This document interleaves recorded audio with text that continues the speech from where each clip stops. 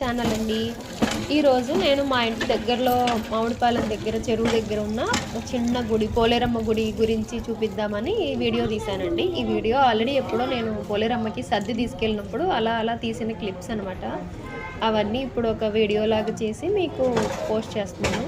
So ఇది పోలేరమ్మ గుడి.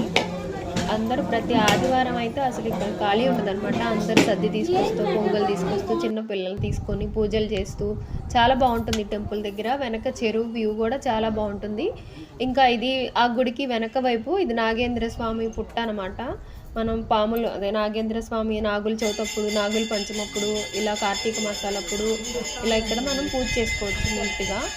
నాగేంద్ర స్వామి బొమ్మ కూడా చాలా బాగుంటుంది విగ్రహం. ఇదిగో చూడండి, ఇదేమో పుట్ట నాగేంద్ర స్వామి పుట్ట. ఇక్కడ అదిగో పూజలు చేస్తున్నారు. ఇది అప్పుడు తీసిన వీడియో అనమాట. సో ఈరోజు నేను పోస్ట్ చేస్తున్నాను. ఇది ఇక్కడ ఏదన్నా పూజలు జరిగినప్పుడు ఆ గుడికి అవతల వైపు ఇలాగా ఇది ఎంట్రన్స్ అనమాట. అక్కడ నుంచి ఇది టెంపుల్ వ్యూ ఉంది. మనం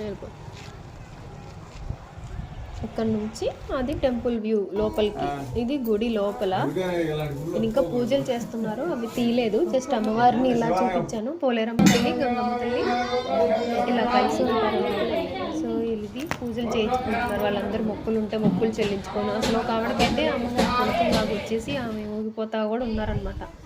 ఇలా బావి, ఈ బావి దగ్గర ఈ చెట్టు, ఆ చెట్టు దగ్గర అలా కూర్చోవడానికి చుట్టుపక్కల అసలు వ్యూ కూడా చాలా బాగుంటుంది. పోలేరమ్మ గుడి దగ్గర వెళ్తే మనం గుడికి వెళ్తే మనసు ప్రశాంతత కోసం వెళ్తాం కదా, ఈ గుడికి వెళ్తే ఆ ప్రశాంతత మనకి లభిస్తుంది అనమాట. అసలు ఎంత చాలా బాగుంటుంది, చల్లగా చెట్టు కింద కూర్చుని ఆడుకోవచ్చు. ఇది బొడ్రాయి అనుకుంటున్నాను నేను. ఇదిగోండి ఫొటోస్ కొన్ని తీశాను నేను. నాగేంద్ర నచ్చితే please like, share and subscribe.